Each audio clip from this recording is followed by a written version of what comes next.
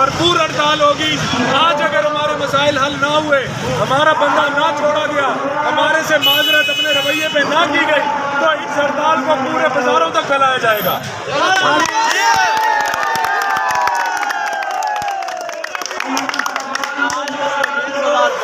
हम हमारा इत्तेहाद का इस बात पे एग्रीमेंट है कि जिस बाजार का मसला होगा वो बाजार फौरी बंद किया जाएगा। तमाम बाजारों के सदूर वहाँ पे उनके साथ शाना बशाना खड़े होंगे। अगर उस दिन उस बाजार की हड़ताल से मामला हल ना हुआ, अगले दिन से बगैर कहे सारे बाजारों में हड़ताल तस्वुर की जाएगी। क्या क्या मेरा सबसे पहले मुतालबा है कि मेरे सदर को फौरी तौर पे रिहा किया जाए, जो उसके ऊपर पर्चा और FIR दी गई है उसे वापस लिया जाए, और जिस बाइज्जत तरीके से वो लेके गए थे उसी तरीके से छोड़ के जाए। दूसरी कि जो बदतमीजी मेरे साथ की गई, मैं अपने बाजार का एक रिप्रेजेंटेटिव हूँ, नुमाइंदा हूँ, अगर मेरे साथ वो बदतमीजी की गई है तो दुकानदारों के साथ उनका क्या रवैया होगा। वो फौरी तौर पे जो उनका नुमाइंदा है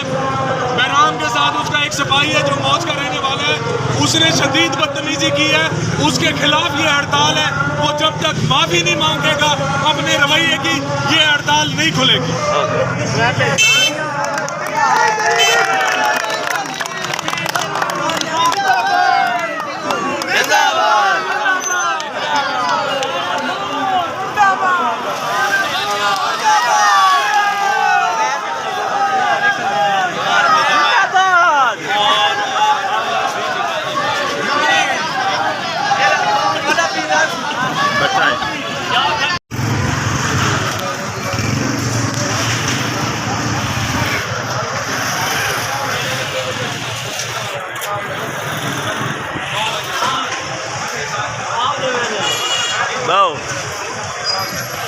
पूरा थी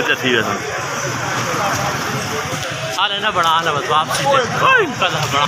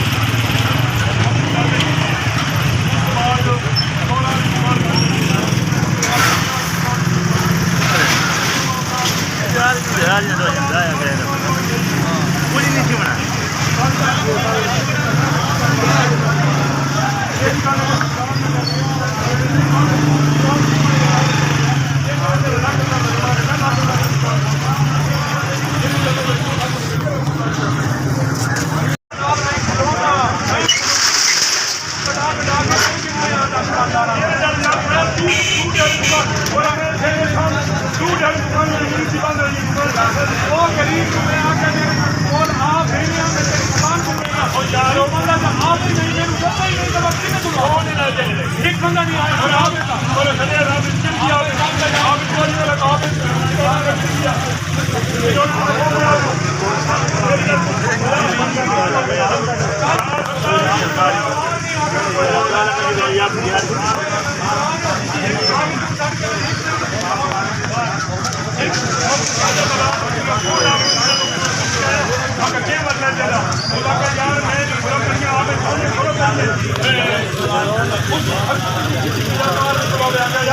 दुकानदार है यार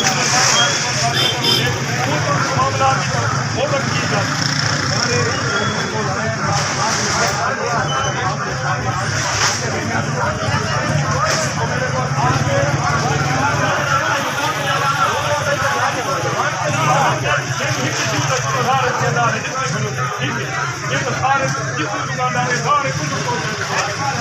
मेरा तर्क होता है को नहीं मैं लाख रुपया दो लेकिन मैं लाख रुपया क्यों करा मैं लाख रुपया दो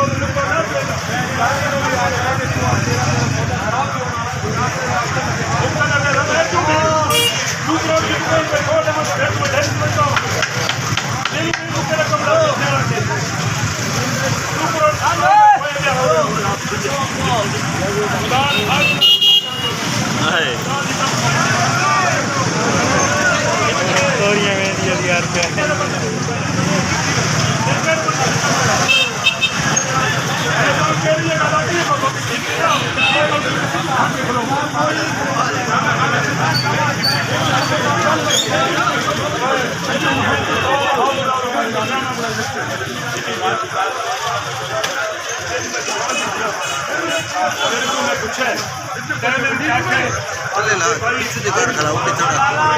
वो हाँ जी अपना मैं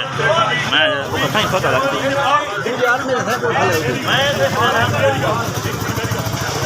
बिल्कुल के छाती पाई ते कोई अमल दरामद नहीं कराया गया एक गल मैं आखी कि नहीं आखी हाँ भाई उन बार कर और उसको अगली गल भी पूछना अगली गल भी दस अगले दिहाड़े कह दिया ये तो रात की गल हो गई उसको बुनियाद बना के मैनू तू जालम साबित ना कर ना मैं अगले दिहाड़े की गल दस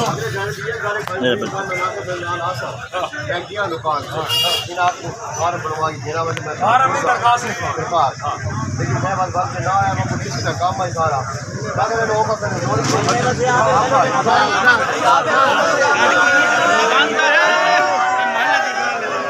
ठीक है